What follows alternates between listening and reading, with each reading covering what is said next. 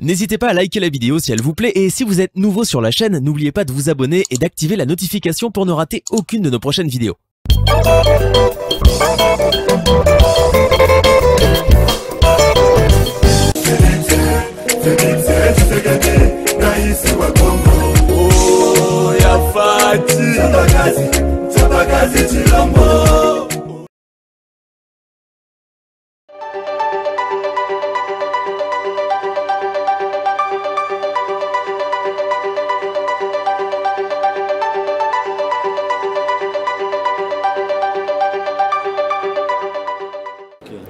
Donc, na musala nanga na ebi musala, na a toujours sélectionné parce que na Canada pour exposer, pour présenter France tant que créatrice de la mode. Na tani na format mode na salle école à styliste et modéliste, c'est-à-dire on a diplôme à styliste et modéliste à Napoto. Et puis na salle et pas Kenzo tant que modéliste, styliste. Okay. Et puis na salle et pas Céline tant que modéliste, na salle et pas Morgane tant que modéliste. Et puis na c'est pas Renato et pas Yves Saint Laurent à l'époque. La bande n'est pas Yves Saint Laurent à l'époque. Parce qu'on n'est pas touché, il y a un côté. On a un ordinateur et puis on a dessiné un ordinateur. D'accord. Voilà.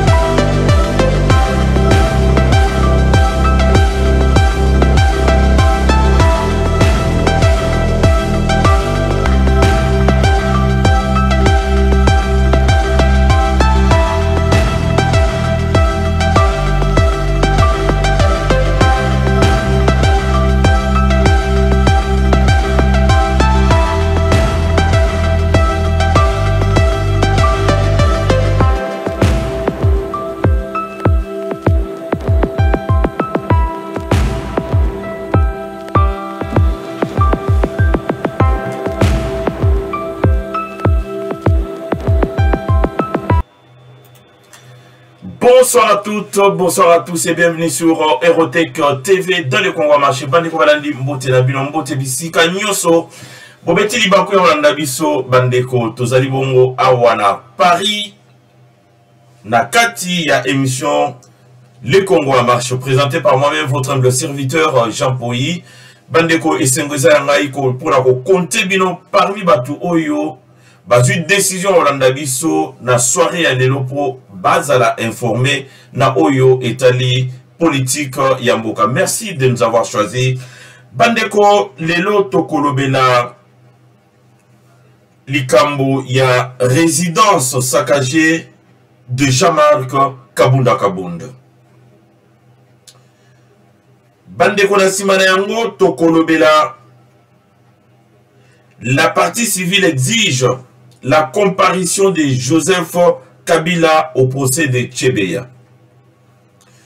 Na musika tokolobela, les 3 délégués de l'opposition à la CENI prêtent serment.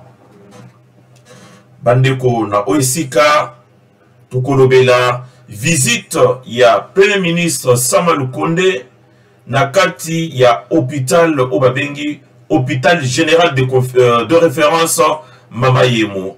Tokolobela visite wana Meyambo ndeko na pesio mbote yomutu obandi ko talanga la minute oyo na tangu ondeko otiki nyoso motuya ozaki na mwa osala olobi na kolanda information ya mboka.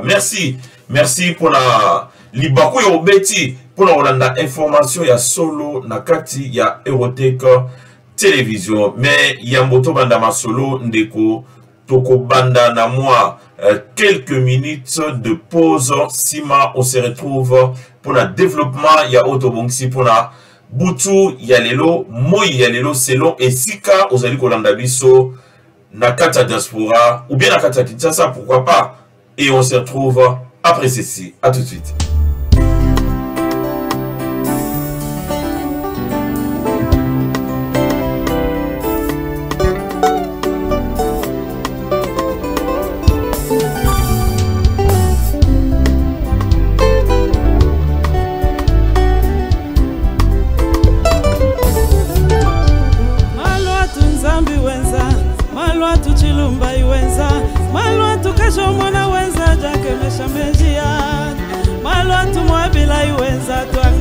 Mema menji weyo malwa tuchilumba iwenza twake meshelunge nilwaje banda njila wanyi mema yeswe chilumba iwanyi mema nzambi wakwambila bantu kajomona makola wanyi chikuhula binsonji bya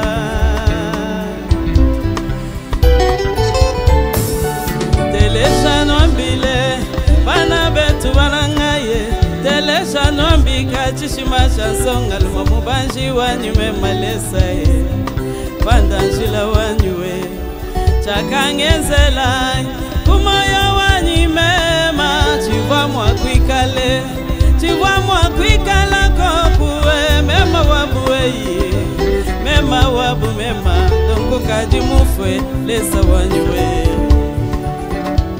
Sama kuntonda Yusha vyakankengesha Mwonda mwanyi memaye Banda njila wanywe Baleji bani bakabenga Walu wanyi Bana betu bakanjombola Bonsombwa weyo Balunda bina bakabu bantangila bambwije Kabu mushala bunyama Chintuntu chakwela mujala Bakwabu banseka vikala bangela makonka Kashomwana mufani eshile lumu ya kenda kanalesa Vyakandidisha mwadi walubaye uzambi Kakela menji wanzambi mwina untu ngambila bantwei Mema kwela menji kadi kupanga muntu wakwa shila walu Mema kubala mukanda wa misambwe ungambile Nasha tatu mumbenga mamu wanyi nasha mumbenga Kadi ntambo wa yuda wanyi Yeya udinanye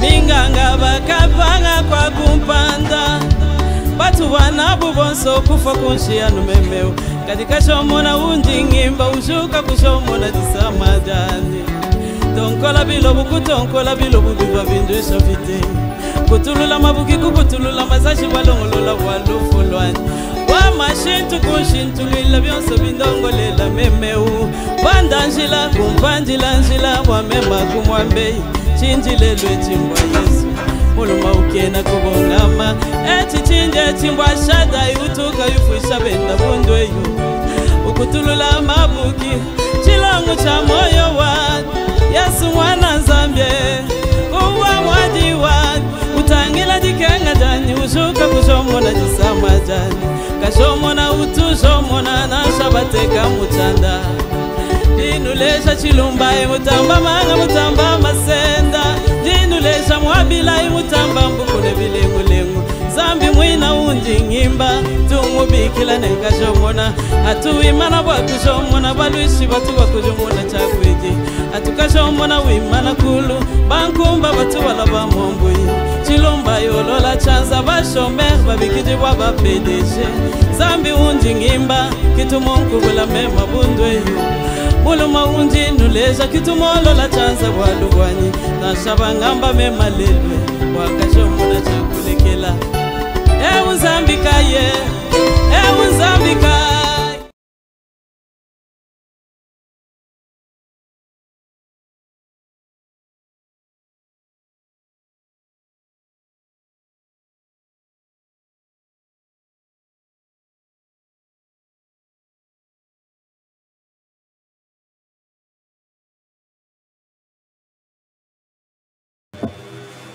Donc voilà, je disais que Nzembu Oyo Bandeko Balandi, Okoyo Olandango, Nasima Yamasolo, puisque Sengeli Tokene Lombango, Poete, Toko Tafora Mozindo, Yamasolo, Sobolim Sanga, puisque Miko Ezalaï coupé, donc sans faire exprès.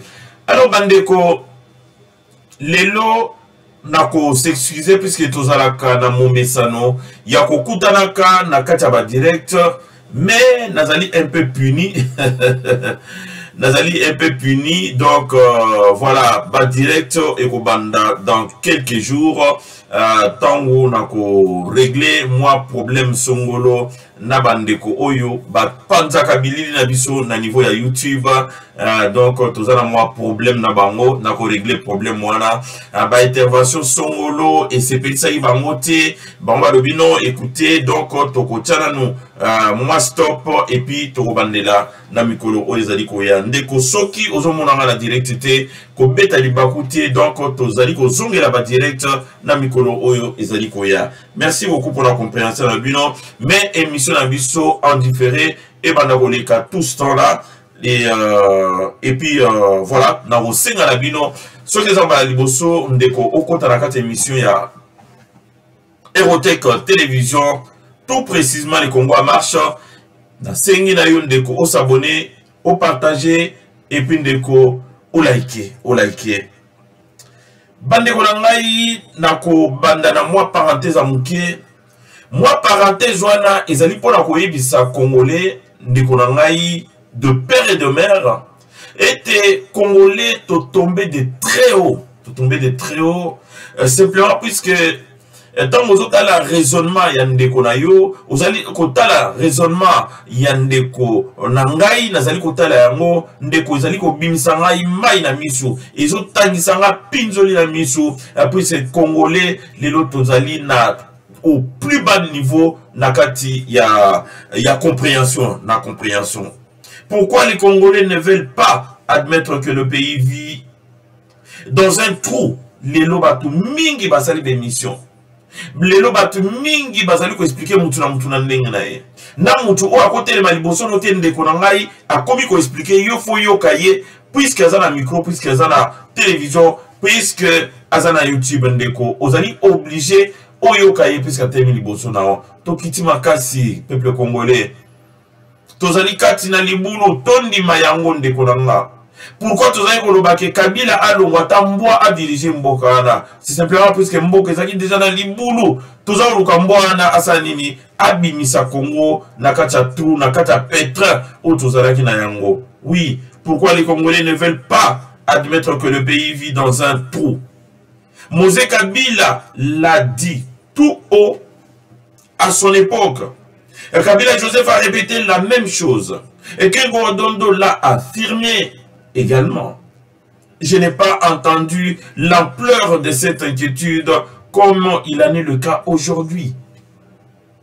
Les Lotoyoki Batu est belé, le président est belé. Oyo balekala kata mboka na biso bandeko balandi balobi mboka oyo bateka yango même yongo congolais ndengo zali wana ozakoluka keno batekisa mboka oyo bapeso parno ya mbongo obima okende na mboka msusu okende sa ba commerce na yo okende ko vivre non na libanda na kata diaspora mais lelo président lobi ke mboka ekufi mabenini est-ce que mutu oyo zali ko yina ezali président de la république ou bien ozali ko yina politique na ye ndeko tozala batu et puis batu mingi wana au monde à dimanche à Kéina ba église tant sur la case église voilà azali ancien azali peut-être évangéliste azali diaconesse azali diacre na case église mais tango abimi alobi mwana mbalo Tshisekedi na linga ko mona elongi na yata mukete elongi ne sepesanga ta mukete ndeko na ngai mais osambelaka tango yo komelaka likama tango yo zwa maladi ofuka makolobi nzambe kanisela onga na salela yo o salele zani montagne de prière o tonda masumu na sima ndeko tubela so lingalo politique te kota na mambo politique te beta kayu na yo puisque toza na diaspora mutu na mutu sengela lesa libota na ye beta kayu tranquillement tika politique na ba politicien mais so lingo kota na mambo politique yela biso analyse moko oyo ekoyi ko convaincre analyse moko oyo ekoyi ko memela biso un plus na oto yebaki te alors on découvre la biso masapo ongete. Que se passe-t-il dans la tête de Congolais réellement? C'est la question que on se pose. Le Congolais n'a pas une bonne santé. Il n'a pas de l'eau portable. Il n'a pas de l'électricité. Il n'a pas un enseignement digne. Mais les Congolais veulent qu'on dise que tout va bien. Les lots qui oyonyo sur la tangi, enseignement, électricité, maï na katamboka, misala na katamboka. Est-ce que Fati muto asala ke atikuta ki yango bien, mais na 3 ans o asali ye muto abomi yango? Ndeko yote muto zalaka sima ya batu, o bazo peso ba miette. Ozali ba peso miette, obengi batu wana mo prezo, obengi batu wana mo pao, obengi batu wana yemei. Yo ozali ko benga batu wana rais, mais azo peso ba miette, oy ayibi yo million, ayiko peso ba miette, obengi mo pao. Les Congolais regardent impuissants les dirigeants, voleurs, et ceux qui volent des millions, pas en monnaie locale, mais en millions de dollars, mais les Congolais congratulent. Ils congratulent ces gens en criant tout haut aux âmes au pao quand on lui sert de miettes. Et le Congolais est capable d'embrasser son bourreau de main. Enfin, le Congolais ne connaît pas ses droits. Il est capable d'offrir sa vie à l'autre par ignorance. Congolais Yowana. Onyoso Yamabe. Soki mutu apesi kaka mombongo. Soki mutu asimbisi kaka enveloppe. Abosani ke mutu wana za moyibi, abosani ke mutu wana za ndoki, abosani ke mutu wana abomi mboka, abosani ke mutu wana uti ko yiba million, mais il suffit ba pesi kaka $100 ya pamba à effacer masumu nyoso, vos péchés sont pardonnés et effacés. Même Nzambe a effacé la nyoso te, a effacé la nyoso te bandeko.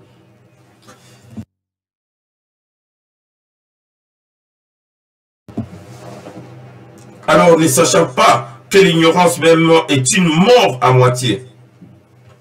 Quand on dit que Mboka ici est Koufa, et cela veut dire notre sous-sol et ses minéraux sont déjà vendus aux Chinois. Nos zones, nos forêts, notre commerce, tout appartient aujourd'hui aux étrangers. Sauf le Mboka Koufa Ndeko, kende na ba mabulu ya ba diamant, kende na mabulu ya ba or, kende na mabulu ndenge na ndenge, okoyeba très bien que Mboka na ekufa. Puisque exploitation nyoso minière ezali na maboko ba chinois. Okeyi na bato bazosala ba commerce ya malonga, okeyi na bato oyo bafungola ba banque, yebisanga banque à part mutu ya suka o afungola banque na République démocratique du Congo comme na edokolo. Yebisanga yi congolais ni lisusu oyo azana na ba banque na kata Congo. Nyoso za maboko ba paya. Bo balo ba ndemwana non, balo ba te puisque yo ba pesio $100, yo ba pesio $50 au komisima ya moyibi, au komisima ya mobomi, au komisima ya dongoro misu. Non, deko. Tala simande tolobaka zonga mutu. Mai za na maboko ya ba mindele, ba forêt na maboko ya mindele, ba commerce nyoso na maboko ya étranger. Les Congolais n'a rien. Il ne faut pas venir de la planète Mars pour comprendre ce type de phénomène, ce type de raisonnement bandeko balandi.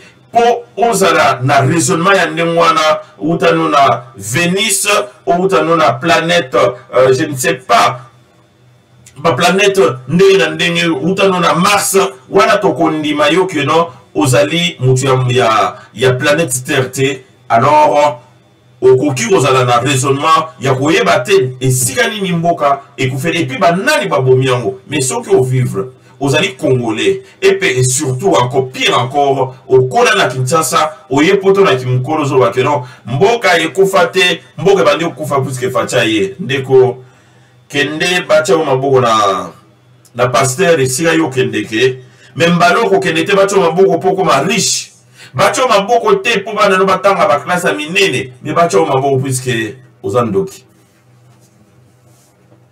Ne sachant pas que l'ignorance même est une mort. Alors quand on dit que Mboka Koufa, Mboka Biloko, Nyoso ya Mboka, Izana Maboko, Bomengo Nyoso Mboka, Izana Maboko Yabapaya. Il faut que le Congolais se pose la question, qu'allons-nous faire pour récupérer notre patrimoine et notre légitimité accaparée par les lobbying étrangers qui se servent de notre Congo au jour le jour? Il faut que cela soit notre inquiétude nationale. Et l'okonini, biso tokoko sala, et pour être tout récupérer ma belle na biso, et pour tout récupérer bon mengo za na sa belle, et pour tout récupérer ma banque oyo ba mindele bazwa, tout récupérer vraiment ba biloko nyoso oyo mwana ya Congo akoko sala me mundele na étranger nyoso ndenge na ndenge na Congo bazali ko sala. Donc toko sala ndenge nini to se mettre ensemble to kanisa to mettre ba stratégie en place pour to yeba ndenge nini ya roboto la bomengwana lelo bandeko to tika distraction bandeko sans transition soki distraction ezali distraction ezali la commerce te distraction ezali kaka ndenge mboka ekufa te mais distraction ezali aussi na kati ya ba mampinga oya mboka na biso bandeko lelo internet ezali ya koyinda lelo internet ezali ya kopaswama internet ezali ya kopela moto simplement puisque likambo songolo esami na kati ya poids lourd na Kinshasa. Ndeko ya mwasi na kotanga kombo na ete ye azali ndeko ya président de la République Félix Antoine Tshisekedi Tshilombo.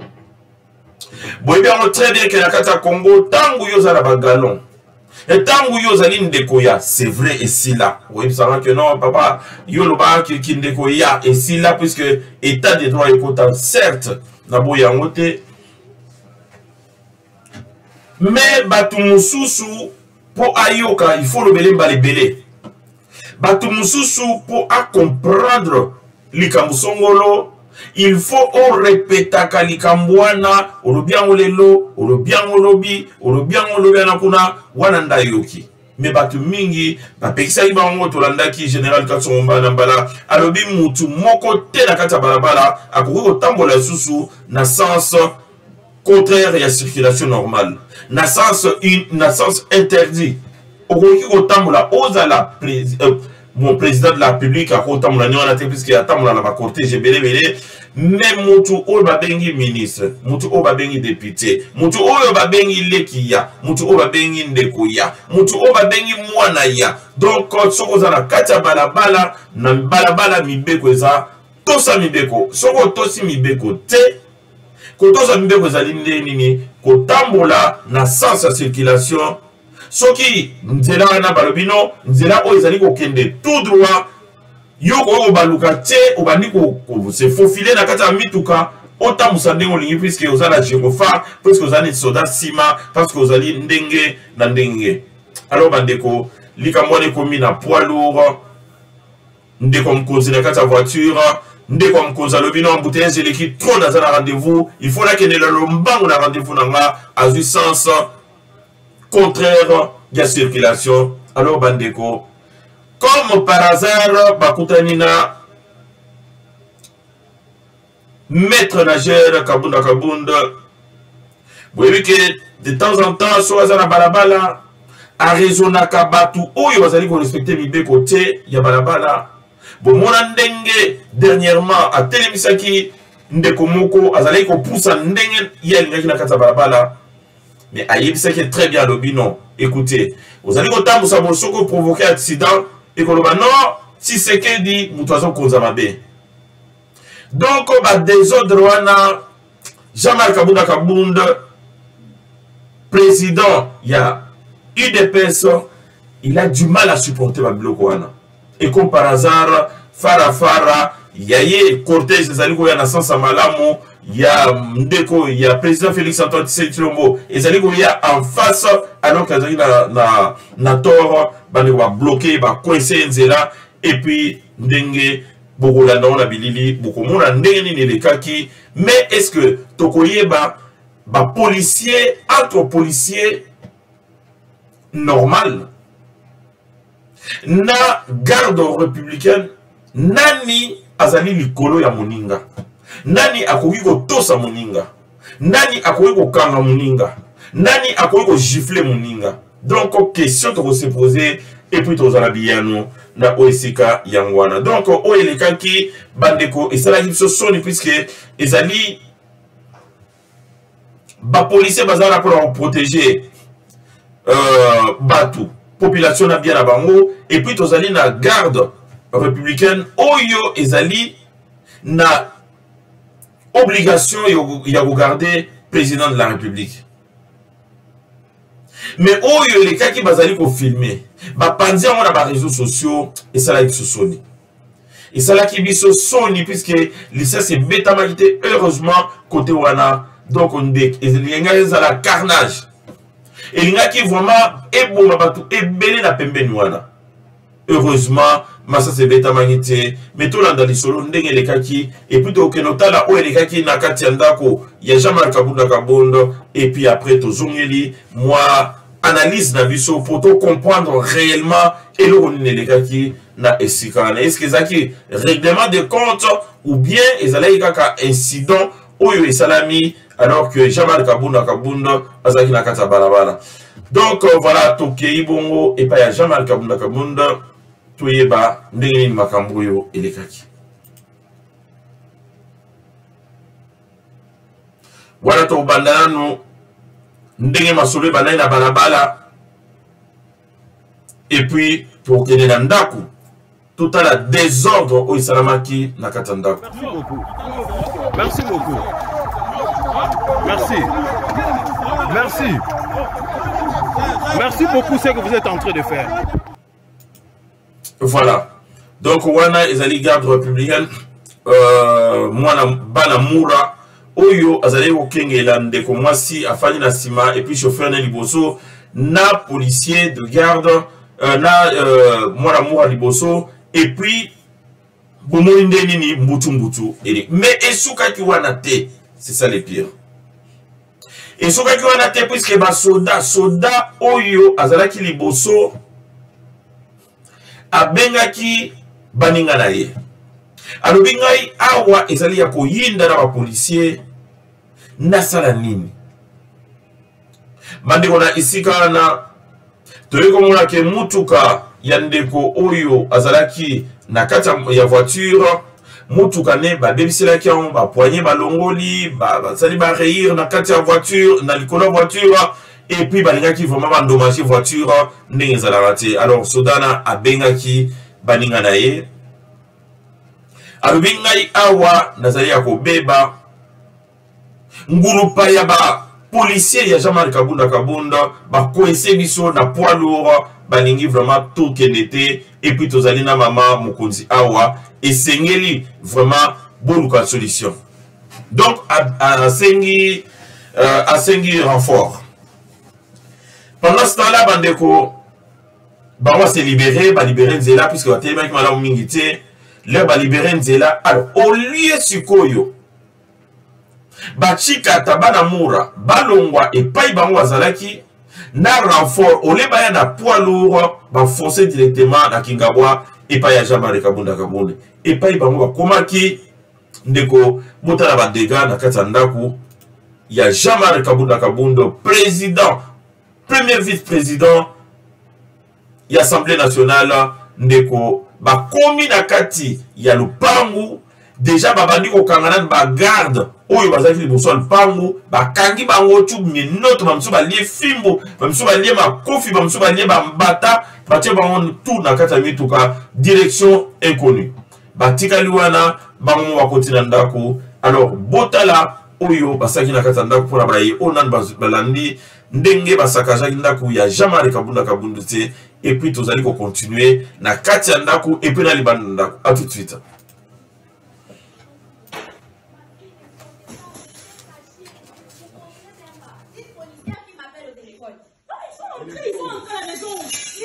Il n'y avait pas personne à la parcelle, il n'y avait personne. Ils sont entrés ici à la maison. Voilà comment ils sont. Oui, pardon, la cousine, montez les escaliers. Oui, jusqu'au-dessus là. Mais moi, ils m'ont pris là-bas. Ils m'ont pris là-bas. Ils ont caché même la photo du président Etienne. Regarde. Etienne, regarde. Ah, ils n'ont même pas respecté Etienne. Ah, Seigneur.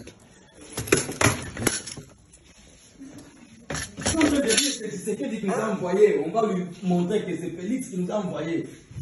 Akoué Babiso. Hein? Quel sabotage. Quel sabotage. Le président de l'IDPS. C'est comme ça. C'est comme ça qu'on le remercie. Ah! Ce n'est pas vrai. Ce n'est pas... Non, c'est personne ne publie ça. Mais personne ne publie ça. Pardon, pas trop des images. On a demandé arrêtez d'abord de faire. Donc, j'ai fait le constat en attendant que les autorités judiciaires ne puissent empêcher un OPJ ou un inspecteur judiciaire ou un magistrat pour faire le parquet, plutôt le constat ordinaire. Je puis déjà vous dire, comme avocat conseil de la famille, qu'ils sont venus, ces militaires-là, réellement, qu'ils sont réellement venus de la porte d'entrée.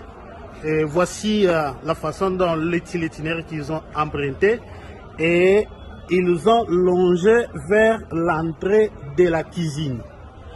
La porte était ouverte parce que c'est l'heure ordinaire ou les heures ordinaires où les gens sont dans la cuisine, les enfants, et un policier a essayé de revenir jusqu'ici pour essayer de protéger les enfants qui étaient dans la cuisine.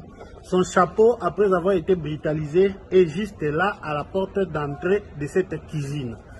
Donc, ils ont forcé la porte, qui n'était pas fermée évidemment. Ils sont entrés par la force. Vous pouvez remarquer que le congélateur, qui généralement est au coin du mur, a été déplacé. Et ça n'est ensuite suivi les méli-mélo. Il y a des bruits un peu partout. Nous sommes dans la cuisine. Remarquez qu'ils ont ouvert même les placards.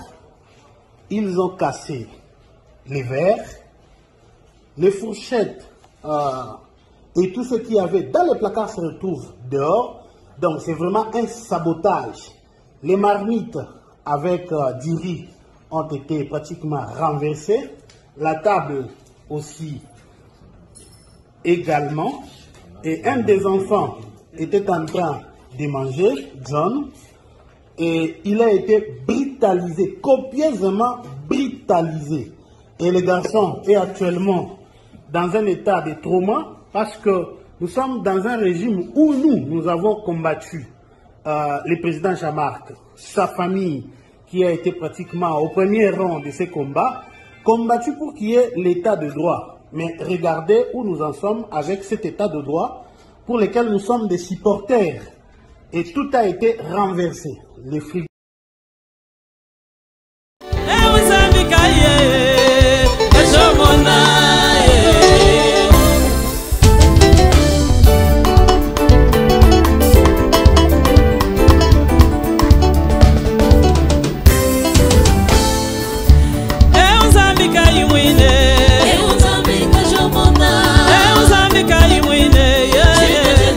Papa, when you to show Zambika,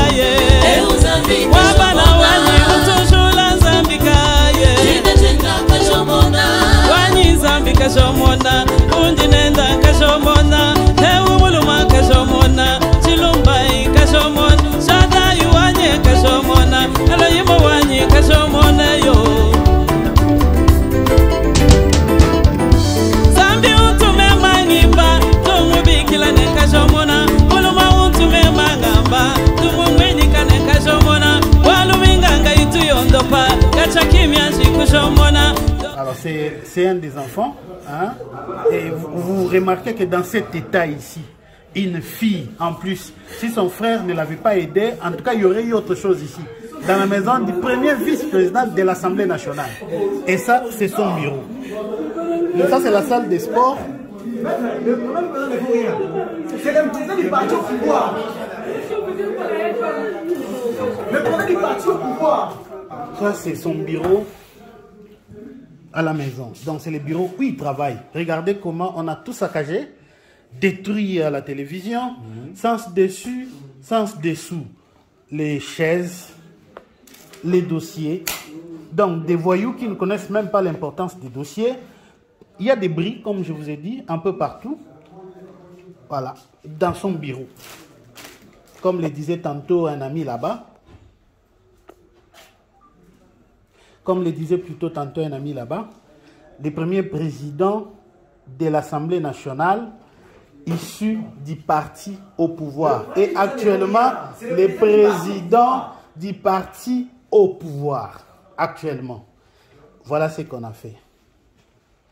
Je le filme et nous allons utiliser tout ceci comme des pièces à conviction lors des procès à venir. Parce que nous devons absolument, si nous sommes dans un état de droit, les droits doivent être rétablis. Cette famille déchirée, traumatisée par des éléments censés veiller à la sécurité des citoyens congolais et de leurs biens, c'est cette armée qui, une faction de cette armée, est auteur de ces faits de destruction préméditée. Des coups et blessures, d'enlèvement, des tentatives d'assassinat. Parce que tout ceci a été prémédité. Voilà. Ce sont des images qui seront utilisées lors du procès à venir. Oui. Maître est ici. Et papa, tu les montres. Nakati ya élément oyo toto la biso nyonso ndenge nini chaise, table, téléviseur ou autre bien et même la photo du patriarche Etienne Tshisekedi Tshilombo ont été saccagés. Et tel est le constat d'après l'intervention de GR, garde présidentielle, à la résidence du président Jean-Marc Kabund Kabund. Absent au moment de fait, Jean-Marc Kabund Kabund est rentré peu avant minuit et n'a pu que constater le dégât. Ce matin, des jeunes du quartier de Kingabwa, où se trouve sa résidence, ont brûlé de pneus pour manifester leur mécontentement. Et donc, bande Guarani, et ça, Sony pour comprendre l'Ikambo Oyo. Pour comprendre que un président, premier président, il y a Assemblée nationale, Bazali, Kosala, Basoda, Ndenge Basali, Bangwana. Mais alors, ce qui est mon Azalanandako. Makambo elingaki esuka ndenge nini. Est-ce que banga toucher na nzoto, balingaki ba kangaye, balingaki ba betaye, balinga basale eloko nini. Donc mobile, il y a déplacement, il y a policier wana na kati ya résidence. Il y a premier président, il y a Assemblée nationale ezalaki nini. Est-ce que ezalaki basala mabe oui ou non? Puisque tout le monde dit que bana bazali kolela, basi bazali kolela, bana bazali ki kolia, ba panzi biloko kolia, ba bengani bango, alors bandi balandi, ezali problème, y a ba autorité en boka. Donc ba unité o mibale, il faut ba yokana. Ba policier na ba militaire. Et puisque ba policier bazali na kati ya mboka po bakengela bandeko na biloko na bango mais bazali wana te pour osala mon boulot. Certes bango nde mutu bas esengeli bazala kati ya balabala po ete ba réguler circulation, ba faire respecter mibeko ya circulation na kati ya mboka, mais aussi militaire par moment. Ceux qui désordre l'équipe, tout le monde en moi même en France, ceux qui désordre l'équipe, tout le monde a babé ici, les militaires, tout le monde, la base, et pas les bazali, puisque les femmes n'ont pas été. Alors, bango soit na bayaka awa, soit pour la opération Songolo, soit pour la réguler ba problème ndenge tozwa ki mikolo elekaki ya ba gilet jaune. Donc essayez vivement que ba militaire bazala pour batia maboko na ba policier. Alors bandeko oyo eleki na Kinshasa epesi biso soni. Epesi biso soni mpona koyeba ndenge nini ba unité wana mibale bazali ko fonctionner.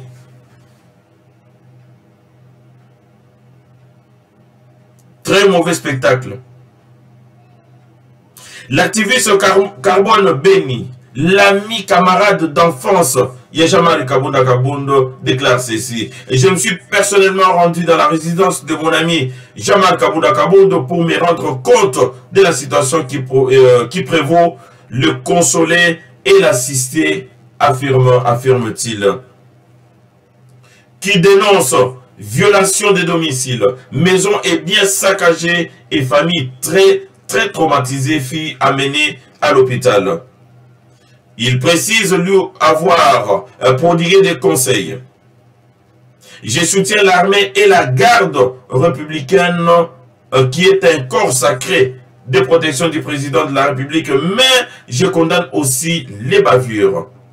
Alors, bandeko, ndeko wana kende utala, Jean-Marc Kabunda Kaboun peut être à consoler, à encourager, puisque azali camarade ne yamotema, mais où yakutaki bandeko, où ebiso to randi ko uti ko mona sikoyo, ezali ko pesa pasi. Ya koyeba que état de droit na kata mbuka ana, mais ba soda bazali ko se comporter dans se comporter wana ba unité mibale bazali ko bunda liboso ya population ezali makambo da soni esengeli général Chiwewa et puis na général Kasongo mokonza ba policier la kata Kinshasa ba yokana ndenge nini ba ko coordonner ba bloc wana ba koki côté ya ba soda et oyo to wuti ko vivre et ça la majorité puisque ba ko pas simba président na nzoto ba ko simba Jean-Marc Kabunda Kabunda na nzoto, c'est-à-dire que un jour peut ko se permettre ba simba président de la République na nzoto. Donc il faut que boma moto nanu et matite nanu et tumbinda koute ba boma moto wana ba mutu na mutu aye ba limite na ye toujours comprendre qui est qui dans cette affaire là. Moutou tout a nini apesa asa la loi ndenge na ye, mais ban garde républicaine azalina puisque tu as dit que policier azali oyo azali pembeni ya population azali oyo akengela kabiloko na ye azali oyo alingaka te ba toucher population oyo azali ko tambola paisiblement oyo azali ko vivre ndenge loi et ils allaient protéger. Mais garde présidentielle bango bazali banani. Yamonde tolingato yeba na lisolo obandeko. La garde républicaine est détachée auprès du président de la République qui est aussi le commandant suprême des forces armées. Et cette unité d'élite d'environ 12 000 hommes, donc 12 000 hommes autour du président de la armée mobimeza pemela mkotamboka. Yo sigo yaka. Donc, et d'échelon division. Son commandant prend donc part à la réunion du haut commandement. En plus des missions communes dévolues à l'armée, la garde républicaine a pour mission spécifique. Au terme de l'ordonnance numéro 13/063 portant organisation et fonctionnement de la garde républicaine du 22 juin 2013 d'assurer la garde et la protection du président de la République et de sa famille ainsi que de hôtes de marque, la sécurité de biens et des installations présidentielles, les escortes et les honneurs au niveau de la présidence de la République. Oyo bagarde républicaine bazali kosala to mona ba monse mikonzi baye kuna ba telemaka mulongo ba saluer siganyo som que azo se déplacer ba bazali wana pour la kosala ba honneur militaire. Mis à part ça bazali na devoir bazali na obligation ya kokengela mama na bana, c'est-à-dire première dame Denise Nyakelo Tshisekedi bazali na devoir ya ko protéger bana oyo bazala katanda ko ya président de la République et puis bazali na devoir munene ya ko protéger intégrité, il y a président de la République.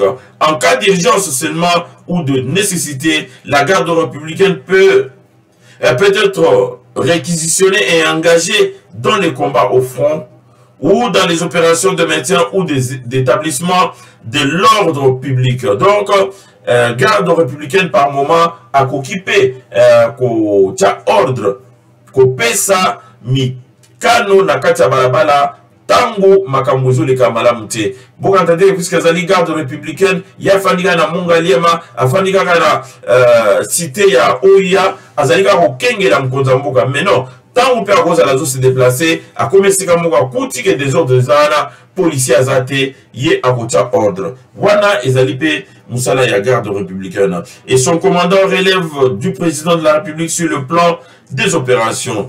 C'est son homme de main. Mais sur le plan de l'administration et de la logistique, il relève du chef de l'état-major général de FARDC. Donc, dans le Congo, c'est que général Chiwewa Azali sous commandement, il y a président de la République, puisque Yende Azali commandant suprême, il y a armée nationale et de la police nationale. Et puis, Azali P sous ordre, il y a général Célestin Mbaya Moussese. Oyo Azali, chef d'état, major général de FARDC. Le commandant de la garde républicaine, essentiellement un général-major, il doit être un général, un major ou autre au gradé, et ses adjoints au moins un général de brigade n'échappe pas à la même règle. Ils sont nommés et le cas échéant relevé ou est révoqué de leur fonction par l'ordonnance présidentielle sur proposition du gouvernement délibéré en conseil de ministres, le conseil supérieur de la défense entendu. Alors, violation de la constitution. Na o eleka ki epaya Jean-Marc Kabunda Kabundu. Dans l'état des droits, nul ne peut se rendre justice, rappelle Georges Kapiamba, qui est président de l'ONG Akaji. Tout le monde, je cite, tout le monde aurait dû garder son calme et attendre l'instruction de l'auditorat où a été acheminé cet élément de la garde républicaine. Puisque na tango wana ba botole mundu ki bandeko image et katanaki. Mais ba timika ki e ba memiye na ba memiye quelque part. Mais ba timika ki e na miso abatu, ba menasa ki e na miso abatu. Donc oyo esalaki propre tamukiete. Et c'est là qui auditorat militaire, bazo likambwana na maboko, basambisa, bayeba nanazara tort, nanazara raison. Donc, et là, toujours linga, vraiment ordre et contre na niveau.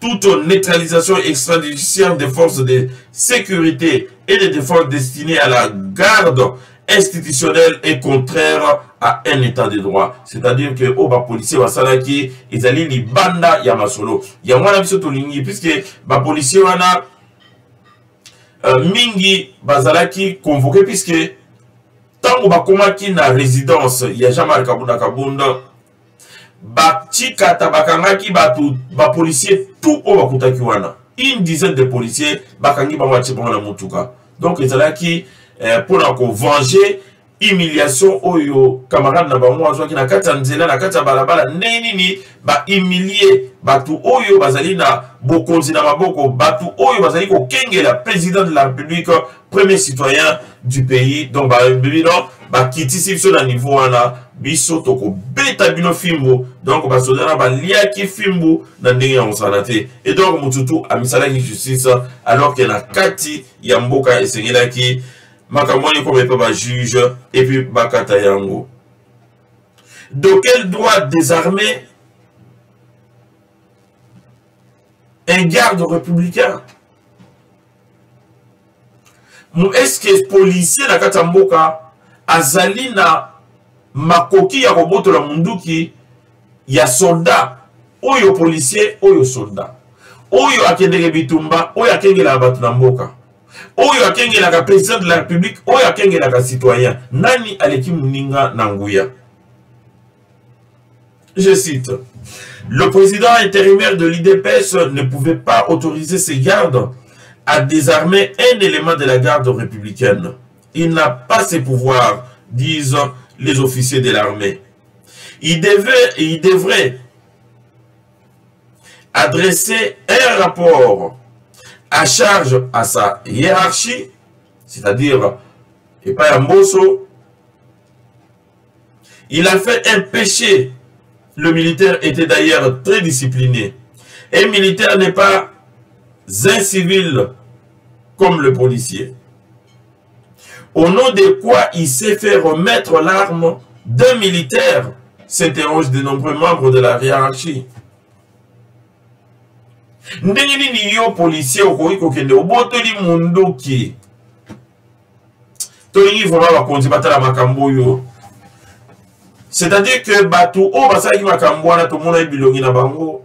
Bakonzi ya ba policier ba mona ki be bilongi na bango. Bakonzi o batindaki bango na balabala ba yebi bango très bien. Ba nani bazalaki place wana na temps wana makambo wana salamaki esengeli bango tout baleka ba samba ba répartir ba charge mutu na mutu aza etumbu et selon likambo asalaki na minute wana tango azalaki liboso soda. Et donc quelle que soit l'infraction, son excellence Jean-Marc Kabunda Kabundo ne devait pas saisir l'auditorat militaire, mais en aucun cas laisser ces éléments humilier un membre des forces armées. Jeunes de l'IDPS en colère contre Jean-Marc Kabunda Kabundo. Personne n'a le droit de toucher aux éléments de la garde du président. Ton Jeko Béa, ancien président de la Ligue des jeunes de l'UDPS, parti présidentiel, qui appelle à un minimum de respect pour le président de la République. La démocratie n'est pas synonyme du libertinage. La discipline doit commencer d'abord chez nous. Nous sommes fâchés à la vue de ces désordres. C'est un débordement. Donc là, c'est l'ancien président de la Ligue des jeunes, M. Jeko Beya. Donc pour l'instant, l'UDPS et l'Assemblée nationale n'ont pas encore officiellement réagi. Et puis on attend qu'ils réagissent pour savoir Isikanini Makambwana Eko Menabiso. Donc, Bandeko Balandi, Wana Ezalaki, Oetali Makambo, ya Jean-Marc Kabunda Kabund, Tolandi Bilili, Toyoki Oelobamaki, et puis Toleka, Tokende Sikoyo, Koeba, Tchebeya, procès et les Kindengenin. La partie civile exige la comparution de Joseph Kabila au procès de Tchebe. Bandeko Tolanda qui procès. Bolanda procès awana Eurotech, bolanda procès na bisika et belé na bandeko bapanza sango. Bomona ke na kati ya procès wana makambo komaki okende kaya koma okende malembe mais bakende goluka un pion de taille. Bakende goluka mutu o azaki na information oyo mubatu onyo so sasambaki wana bazaki na yango te. Mutuana kombo na ye Paul Milambwe. Paul Milambwe tango aye. Paul Milambwe azaki na Sénégal, alongo na Sénégal à Côte France. Et tango à Côte France, na Belgique pardon. À Côte na Belgique ba bondeli balobi non. Tozali toujours na point d'ombre na kata jugement ya masolo wana esengeli oya. Oya ko expliquer biso bandeko na ngai ndeko na nga o expliquer peuple congolais, expliquer monde momba ndenge nini tuer wana elekaki puisque olobi ozala ba élément et puis na ba audio oyo olakisa oyo opesa et puis bandeko bayoka ndeko tango Paul Milambo akomaki a procès chargeaki masolo procès échangeaki puisque na kati wana pêle-mêle Paul Milambwe atangi batu na oyo bakufa na oyo bakoma ba retraité na oyo bazana na misala bazana bomoi. Le pire ya batu o atangaki na kati wana tozali na kombo ya mama Tchebeya. Balobi Mama Tchebeya bon convoqué était puisque moi wana akosa lelo ko mokote awa nakata masolo oyo wana nani avocat oyo azali ko landela likambo ke ba condamné batu babomaki Tchebeya na bazana balobi babenga mwasi ya Tchebeya aya na tribunal aya pe ko explique babi non moi ça Tchebeya aya te problème ezate mais babenga Kabila puisque ayebi quelque chose kombo ne tangami na bato babomaki Tchebeya na bazana aya na tribunal mais batu oyo baye ko funda makambo c'est-à-dire batu oyo avocat ya famille na ya ministère public balobi ndenge ezali wana toboyi Kabila aya kosamba awa mais bande ko boyebelo neza obumba na c'est simplement puisque Paul Milambwe alobi que nakati wana mwasi ya Tchebeya aya te azali loko moko ya kosala soa te puisque azali déjà indemnisé pona liwaya mobali na ye nakati ya procès wana Paul Milambwe abimisaki eloko oyo etonaki batu et que mwasi wana azimbongo akei kosoma ndako na Canada nde esika ezali kofana Kabila mutu apesaki ye mbongo wana non bavoka bakondima te ke Kabila ya osamba puisque akobimisa makambo tu wana et donc mwasi Tchebeya akokota mai eza ndonge ezali mbonge bandeko nanga.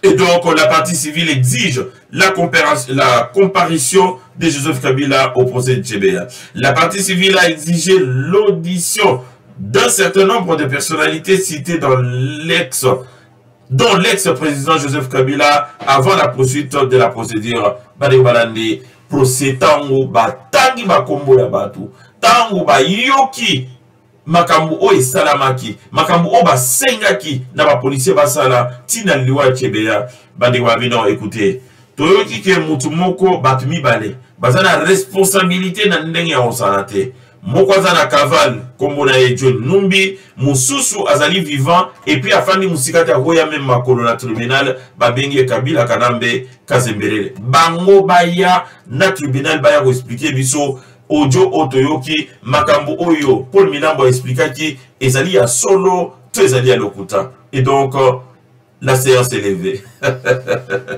La séance est levée jusqu'à nouvel ordre. Nouvel ordre ezali nini ti Kabila koya ako expliquer ndenge ni apesaki mbongo et pas ya mwasi Tchebeya na à quel titre apesaki mbongo wana alors bandeko les têtes vont tomber. Les têtes vont tomber. Et donc la partie civile a exigé que Kabila soit à la barre. Au procès de Tchebeya, l'audience de ce mercredi 12 janvier a été très houleuse. C'était hier. Donc pourtant consacré aux plaidoiries, la journée a vu le camp Tchebeya exiger qu'avant la plaidoirie, qu'on ait auditionné toutes les personnalités qui ont été citées par le major Paul Milambwe. Selon Rosta Manketa, directeur exécutif de la Voix de Sans Voix, l'ONG de droits de l'homme fondée par Floribert Tchebeya, toutes ces personnes doivent en principe être invité et confronté à Paul Milambwe pour que la haute cour militaire puisse avoir toute la lumière sur l'assassinat de Floribert Tchebeya et Fidel Bazana et enfin rendre le verdict qui rendra un procès juste et équitable. Je cite, nous insistons, nous sommes à ces procès pour la sécurité de tous les défenseurs des droits humains. Et cette sécurité doit impérativement passer par la justice qui doit être rendue à Tchebeya et Bazana. Formule encore Austin Manketa qui assure par ailleurs que ces dommages et intérêts nous importent peu. Le plus important, c'est la justice. Donc, essayez vraiment Nakati Yamasolo wana basengi Tchebeya nani Kabila aya kosambwa. non, Aya Kosamba, pardon. Je confonds avec Milambwe, excusez-moi. Et donc, le policier Paul Milambwe, ex-chef du protocole et de sécurité de l'installation de l'inspection générale de la police, a en effet affirmé que c'est l'ancien président de la République, Joseph Kabila, qui avait intimé l'ordre d'assassiner l'activiste des droits de l'homme Floribert Chebeya mercredi 8 décembre 2021 lors de sa première comparution en tant que renseignant dans le procès ouvert devant la haute cour militaire. Le commissaire supérieur adjoint avait déclaré l'avoir vu, même entendu de la bouche de Kisangui Kenge, commandant à l'époque du bataillon Simba, créé par le général John Numbi et qui serait au cœur de ce double meurtre avec préméditation survenue le 20 jours avant les festivités du cinquantenaire de l'indépendance de la République.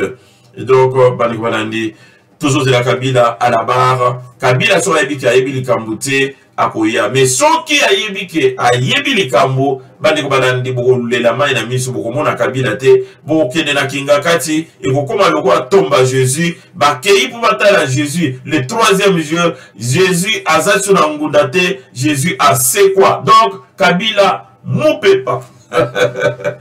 Yawana Facharo Baki, non, Botika Moutoana, Okanga ete. Okanga ete Ibitro. Akoyebi sana biso place mbongo ekei, akoyebi sana biso mais Fati Keba Kabila zo risqué à limwa. Kabila limwa ka. Azo risqué à limwa mu pepe na makambo ya Chebeya. Bakokanga ye. Akozwama bandi ko balandi.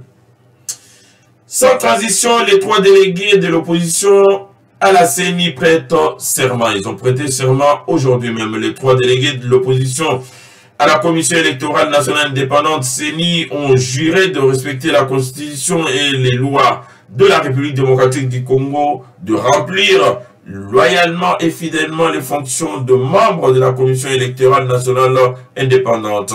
À la Cour constitutionnelle ce jeudi, ils ont aussi juré de n'exercer aucune activité susceptible de nuire à l'indépendance et à l'impartialité de la CENI, de garder le secret de délibération et du vote même après la cessation de leur fonction. Le bureau Kadima affiche donc complet, après cette prestation de serment, du deuxième vice-président de la CENI, Didi Manara, du questeur Agé Mutombo et du membre de la plénière, Jean Ilongo Tokole. Ces trois délégués de l'opposition viennent de la même famille politique. Didi Manara, deuxième vice-président, avait déposé son nom à la commission paritaire à l'encontre de la position prise par sa famille politique. Il avait même été exclu du FCC et du PPRD. Agé Mutombo, désormais questeur de la CENI, provient également du FCC, mais de l'aile dite progressiste qui rejette la direction de la cellule de crise Raymond Chibanda. De son côté, Jean Ilongo Tokole est issu du regroupement politique AAB. Après cette cérémonie, le bureau de la CENI compte désormais 7 membres du bureau, dont 4 de la majorité, 2 de l'opposition et 1 de la société civile, 15 membres à la plénière, dont 5 de la société civile, 5 de la majorité, 5 de l'opposition, conformément à la loi organique portant fonctionnement et organisation de la Commission électorale nationale indépendante telle que modifiée en juin 2021. Cette cérémonie a eu lieu en présence du président de 2 chambres du Parlement, c'est-à-dire Modeste Bahati pour le Sénat et puis Papa Christophe Mbosso pour le Parlement. Alors Bandeko Tolanda Oyo et les gars qui n'a prestation de serment et puis on se retrouve pour la suite. À tout de suite. Merci. Dans CENI affiche désormais complet. Les 3 membres venus de l'opposition ont finalement prêté serment. Didi Manara devient ainsi le 2e vice-président, Agé Ajmate Montoto, questeur, et Jean Ilongo Tokole, membre de la plénière, après la réception de leur serment par le président de la Cour constitutionnelle, Dieudonné Kalouba Dibois. Je reçois votre serment en qualité de membre de la Commission électorale nationale indépendante et vous en donne acte. Et vous présente en même temps ces très sincères félicitations. Merci beaucoup. La cérémonie s'est déroulée au siège de la Cour constitutionnelle en présence des présidents de 2 chambres du Parlement, Christophe Mbosoko Diapwanga et Modeste Bahati Lukubo, du président de la Commission électorale nationale indépendante, Denis Kadima, et d'autres membres de la CENI. Le processus électoral peut donc se poursuivre sans anicroche, le bureau du pouvoir organisateur s'étant étoffé. Pour rappel, voilà, Badeko Balandi, Wana Ezali, membre CENI, tout à l'heure, un reportage et outil confirmé en haut était bureau ya CENI Ezali au grand complet qui s'est le banda. Sans transition, Bandeko toke na hôpital ya mama yemo et pas nini, Bandeko tozali na hôpital moko et tikala mama yemo na kombo. Hôpital wana ndeko na ngai ezali batu balali na kati, mai ezali kotanga na kati ya chambre lokwa libanda. Ndeko soki okoti na hôpital ya mama yemo na tangu oyo soki na no moni bililite ndeko okokota na kati ya hôpital wana muso ezali lisusu na mbetu te, mbetu etikala ya ba mabende resoro ya pamba mutu o azali maladi, mutu o azali, donc ça veut dire que mutu akota ina maladi mususu jour olinga bima malamba basala examen, so basala examen te ako maladi mususu puisque poto ezali kuna salite oyo wapi ndeko nanga okoyi kolia kuna te, okolia na mama yemote okosanza me yebisanga mutu oyo ayena maladi azo vivre na niveau wana soki ozali na mbongo ya koluwe mbetu te, ozali na mbetu ya koluwe mousse te puisque comme en location, et donc mbetu na mousse et comme ba option na kati hôpital ya mama yemo. Non, facha le bino écoutez makambo na linga consulter na linga consulter na lingi hôpital ndenge to mona na ba poto hôpital et ko betama eza mbongo te mutu ezangi biso eloko ezangi biso ezali ou eloko ezanaki gouvernement nyonso elekaki ezalaki koyeba kozanga mayele ya kokanga batru esika mbongo ezali koyibama esika mbongo ezali kobimela mayele oza me mbongo eza ya Congo ndeko mbongo ezali me ezali kokendela bapoche bato ebele botala bandeko budget ya année 2023 Toko Simba Mitu 2023 Fachi na évité sur la 2023 tozana mutu oh vraiment avant Talibaya na évité oya ko ozen de kolanga soni oyo kukangaye na si Facha obima na 53% ndenge déjà ba uti obimsango et puis oya Rolanda ozala peut-être à 2%. Bango tout bakaboli 47% otikali na oyazu 3% oyazu 4% comme vous avez plus de 200 candidats oyazu 3% oyazu 1% muso azu ba 0,5 muso bazu 0%. Donc tout le monde a été ni na campagne to ko monde pété na kati ya salle ya vote puisque Sony ekozala kati na bango ndeko na ngai hôpital wana président lobby pour vivre boété, il faut pas mettre et l'eau qu'on a dans norma poto. Ndeko Bolanda, Saman Konde, Azaki dépêché sur place pour aller à Moussala ou Bandaki depuis juin 2021. Les lots Moussala na économie habito ningite to zelaka. Donc, so iba njoka mbongo esi yiba mae. Mbongo basi ba kabola. Mbongo esoma mapangu na poto. Esoma mapangu na Afrique du Sud. Esoma mitu kamine ne balabasi ebele. Ndeko tango gouvernement ya mukaboye mutasa kima babite avant to koma na niveau ana mieux vaut to zo mayele auto moni to mona na shit katende auto utiko mona na bilanga kwadi oyo ba moni sibiso ba couleur auto moni na daipe na mbushima itebina oyo eko continuer boete misala to bimisi mbongo to zo landela ngo tozokende biso moto lobite ke inspecteur puisque inspecteur ba comment on laisse bango et puis tant marobima ba bino ma mutezo ke de tokosa. Donc au gouvernement bokozela to komi na 2023 président eloko ya koyebisa peuple ezali te mbongo eyibama neti na film donc esengeli vraiment contrôler bandatiko Samal Konde akitali sur place azaki na mama yemo botala plan oyo kozala hôpital ya mama yemo ndeko opesi mbwa lobino wana ozwa te mbwa wana kozwa te ala okolanda Samal Konde na kati ya hôpital de référence mama yemo. À tout de suite. Le travail du Premier ministre sur terrain ce jeudi 13 janvier 2022 a débouché sur les chantiers de l'hôpital général de référence de Kinshasa, ex-Mama Yemo.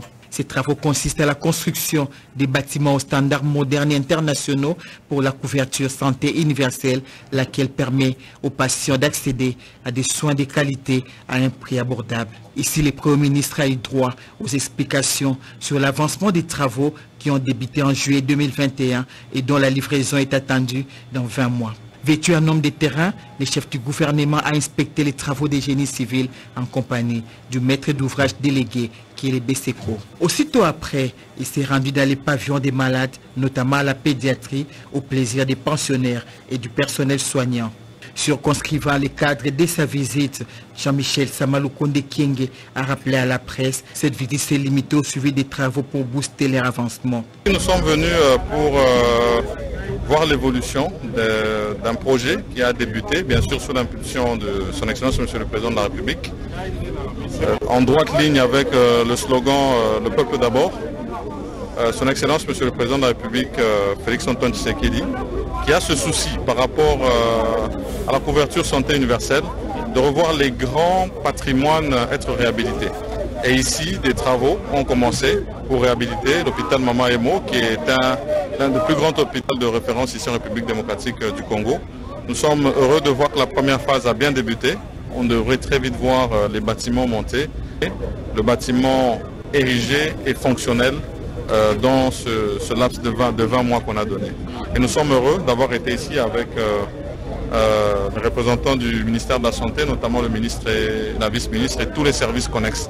Et voilà, Badikwalandi, voilà tout ça qui est na Premier ministre Samal Konde na kati ya Mama Yemo, alobi Mama Yemo eko betama vraiment ndenge esengeli pour le peuple congolais il faut la soigner na esika ya malonga ba kisinyo sokoka et puis bandeko donc ekozala vraiment esengo ya koyeba que hôpital ezali na ba matériel nyoso esengeli et puis ezali na motuya ya moke accessible na peuple congolais ya classe sociale nyonso. Bande kuna bandaki émission oyo na ko s'excuser pour la lolenge mikolo oyo muke ekoleka o ezali koya tokozala ba directité tokozala mingi na ba différé pour na régler na réglager likambo songolo bon tant tokoleka étape wana tozongeli vraiment ba direct na biso mais soki ozwi vidéo oyo partagez yango, likez, abonnez-vous sur Zambala Liboso Ndeko. Donc tous les 2 jours, tous allez à Wana Erotech Télévision dans le Congo marche pour la Masolo ya Oyo et Talimboka. Et Sengoizaki Yanga côté bino parmi ba nyoso balanda inga bande bandeli kino na oetango na komi kosisa émission Oyo na sepeli mingi pour la yom tolandinga Mbala Liboso Ndeko. Donc salalo kabaninga, abonnez-vous et puis likez et likez. Voilà, bande konanga to komi foma na suka ya masolo na pesimbote na mama lompoyi na pesimbote na gabibola na pesimbote epai ya mama Solange lelo mbote na ngai ekebongo epai ya ndeko na biso Didier Manelo le sénateur à vie mama Mamizowa bambote epai ozali na États-Unis d'Amérique elongo na mambuyu kendi bambote efula. Merci beaucoup. Alors bandeko na koki jamais ko quitter esika oyo sans ko pesa merci na mutu oyo alatsinga lelo bandeko balandi azali fille de la maison tobengiye mama Beloti Paris.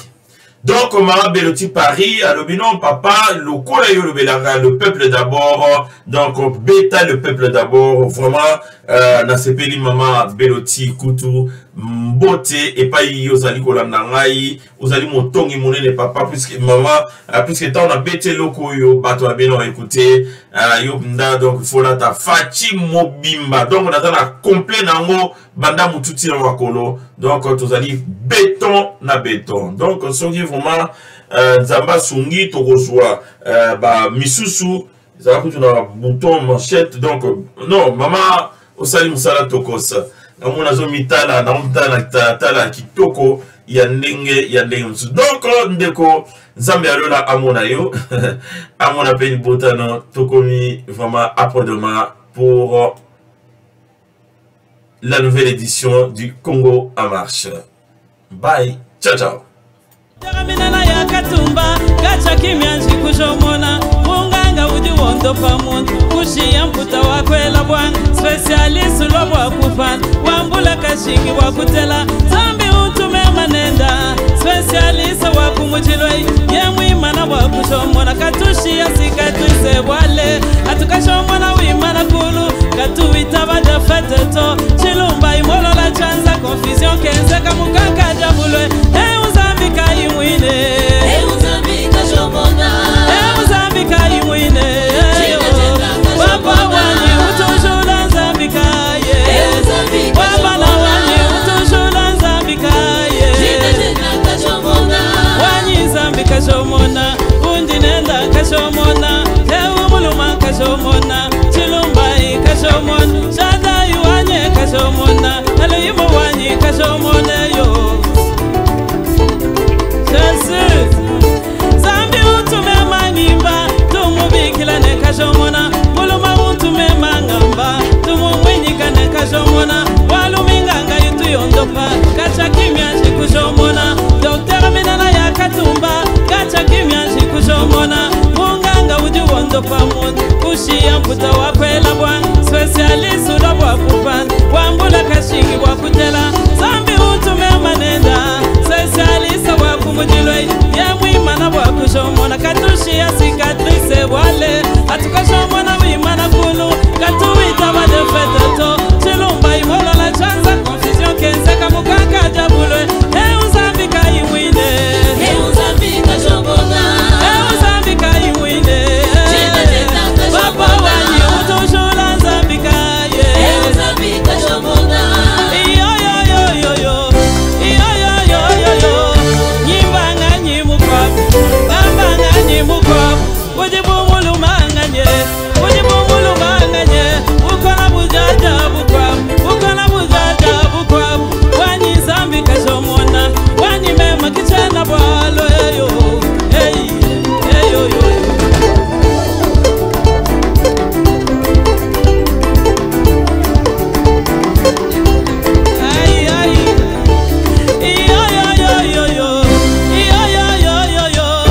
Nyibanga nyimukwa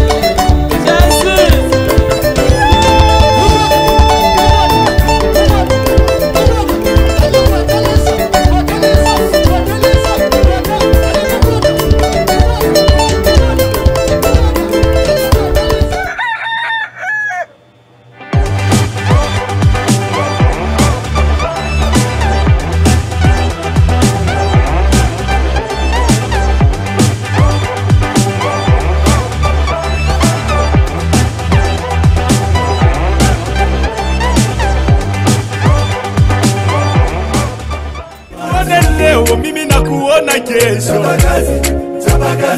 Kongo yetu mimi sione leo, na Kongo hii mimi naiona kesho. Disi itameremeta.